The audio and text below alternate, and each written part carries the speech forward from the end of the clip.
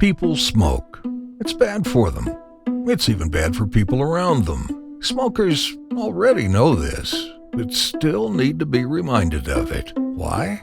Because they're still smoking. So we created a billboard that coughs when you smoke near it. Here's how it worked. We installed a device in the billboard to detect cigarette smokers, not just an ordinary smoke detector, because they don't always react to cigarette smoke. We used a more innovative smoke detector that actually detects people having a smoke. It spots the glow from a cigarette or the flame from lighting one up. This technique was a crucial part of making this billboard work outdoors.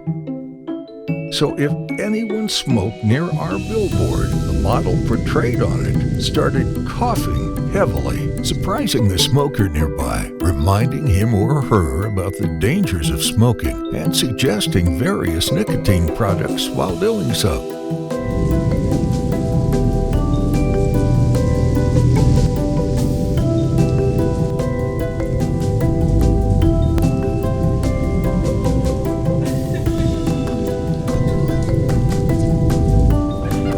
The global spread of the campaign was mind-blowing. It put the topic of the dangers of smoking on the map again.